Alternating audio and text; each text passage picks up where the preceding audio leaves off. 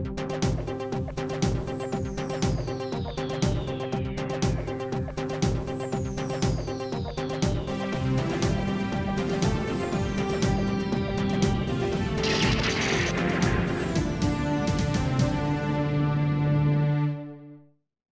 everyone, it is I, Mark S.W. Welcome back to my channel.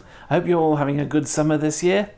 Now, last summer, some of you may remember that I did a series of videos showing you guys how to make your own model shots for your own movies or series. So it's the kind of model shots that you would see in Thunderbirds or Bond films, but on a low budget, if you didn't have thousands of pounds. Well, I had a couple of messages asking me, will I actually do a video where I actually make a model and will I show it to you guys? And I thought, yeah, okay, I'll do that. So what I've done is I've built 3 vehicles in different styles and I'm going to show you guys the techniques. Now originally I was going to make this into one big video, but then I thought, no, I'll just divide it into 3 separate videos, so we'll look at each technique separately. So if you're looking forward to episodes 2 and 3, do give this video a thumbs up and subscribe to my channel and hit the bell icon so you know when I upload the next videos. And don't forget to hit the join button if you'd like a shout out in my videos or access to behind the scene photos. And don't forget to check out the other 4 videos I made about making model shots if you haven't seen it yet. So this first model technique for this video, it's repainting.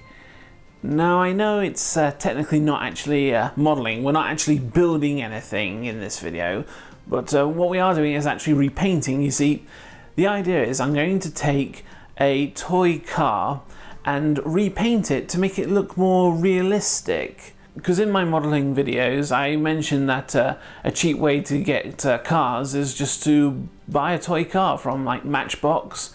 Matchbox are very good because most of their cars are based on real life cars. And of course it's not just cars, it's also lorries, trucks, vans, taxis, buses, things like that. Of course you can use toy cars from Hot Wheels, but with Hot Wheels some of their cars are a bit, well, what's the word I'm looking for?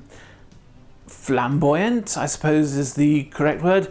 It's the type of car that you want people to look at. So this car I'm going to use, as you can see, it's quite futuristic. It looks like a muscle car, but it's got orange tyres. Most cars usually have black tyres. And with the markings on the side, I'm going to get rid of them. Alright then, well, before you start your modelling, make sure you set up a suitable workspace. So I've got a table, which I don't mind getting dirty, and I've got this board, which I've used for painting and cutting my models.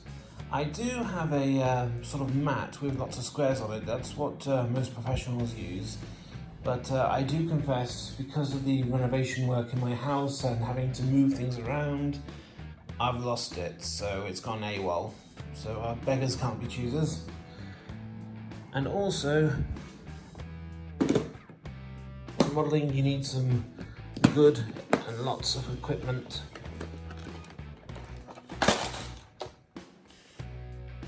Now before I start repainting this car, what I'm going to do is take off the markings on the sides first. Now I could just scratch them off and they'll easily come off, but I have been told that there is another way. One technique is to take a felt tip pen or something, colour in all the markings, and then I think you get a wet wipe or a tissue and just rub it all off. I've never tried that technique before, but well, I'll give it a try and see what happens.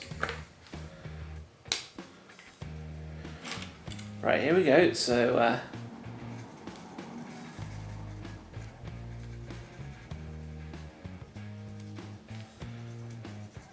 paint over it. I don't know if you're supposed to use a darker colour or a different colour, but nothing wrong with experimentation. A bit more. Right. Now for the wet wipes. So let's see, I don't know if you can see it from here, but give it a try. Ooh. Oh, it's working.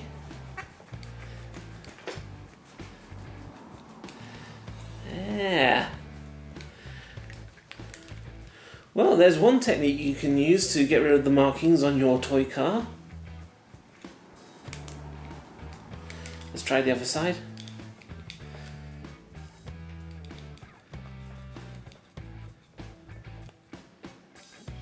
Seems to be coming off.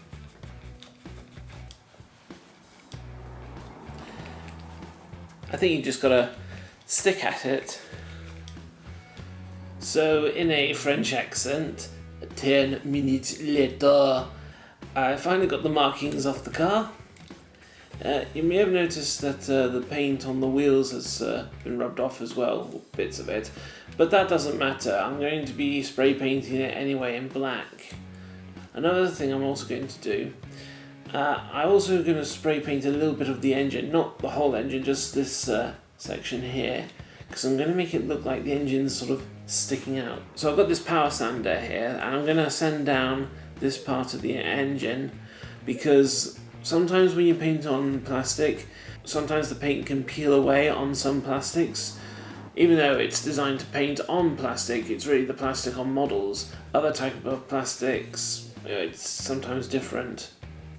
So here we go.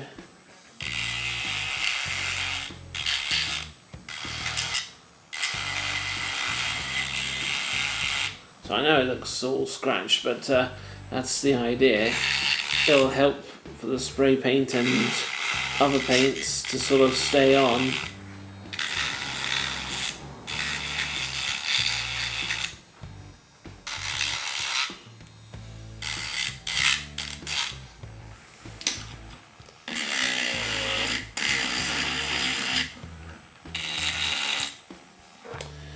Yeah, I think that should do.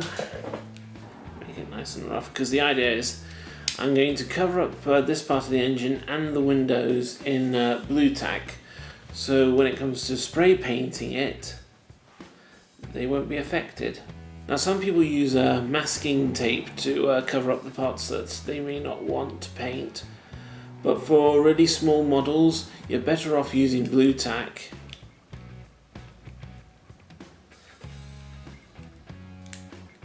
So it's all about moulding it into the right shape. So you don't have to be accurate at first, just pile it on and then sort of get a toothpick just to mould the blue tack in place. Oops. Again, this takes time and it does require a lot of patience. You can't rush this job, otherwise you're going to end up painting the windows black. Unless of course you want to, because when you look at most toys and models, windows are usually painted black. But I want to keep the see-through green. There we go, 15 minutes later, I've covered the windows and the engine with the blue tack. Now unfortunately the car's black, so that helps when I spray paint it, because I'm going to spray paint it black. So when I'm painting my models, I always give them an undercoat first, and then I'll probably give it a red coat of paint. Most fancy muscle type cars are usually painted red.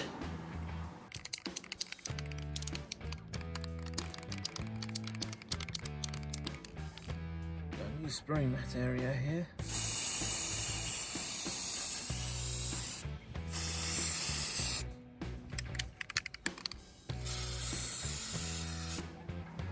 Right, so now the spray painting's done on the car, I'm going to apply its new coat of paint. So, give the paint a bit of a shake. I could spray paint the car red, but I don't have any red spray paint that's this sort of colour.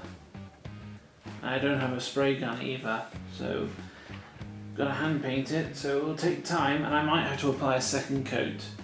So I'll probably fast forward this and I'll listen to some music while I'm doing it.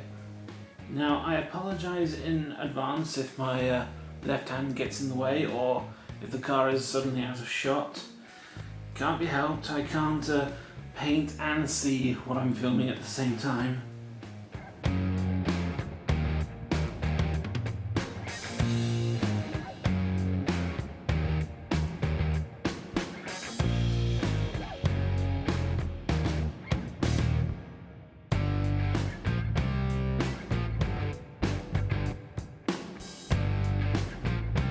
Okay, now I don't know if you can see from this angle, but it's definitely coming together now, but I've removed the blue tack covering the windows.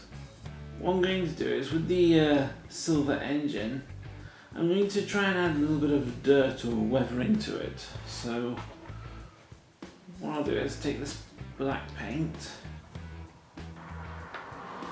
There we go.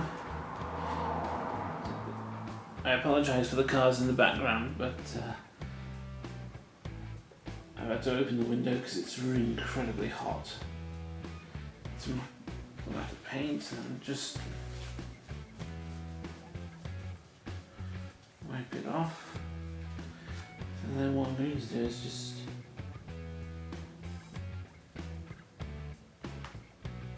dab over the engine, make it a bit dirty and greasy.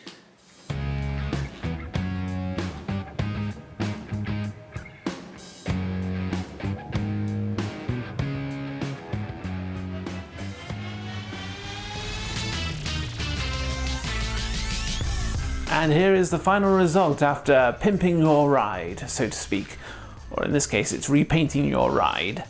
As you can see, it's a big change, not just in the paintwork, but I've also added like the extra details, like with a toothpick, I was able to paint on the lights of the car. So the white lights for the front lights, orange for the indicators, and then the red brake lights at the back. The wheels are better now that they're black, metallic hubs on the side. And the engine looks more realistic, especially now that I've added that sort of weathering effect on it. So I think you'll admit it does actually now look like a proper real life car. Like you may have seen it in real life, and it looks real enough to be in a model shot. And another thing, the underside used to be a metallic green and now it's black. What you can do is there are lots of lines and axles and pipes underneath. You can always paint them silver if we want to see the underneath of your car. Keep in mind though, we do have the sort of legal gobbledygook underneath. So as you can see, it's a simple but very effective technique of turning toys into models. But in the next two videos, we'll do some proper model making. So like I said, do give this video a thumbs up, and don't forget to subscribe and hit the bell so you know when I upload the next two modeling videos. And also, if you'd like a shout out in my videos or access to behind the scene photos, do hit the join membership button. I hope you found this video very informative and especially useful, especially as I learned a new technique on getting rid of markings just using a felt tip pen. So I'll see you guys in the next video. Take care. Over and out.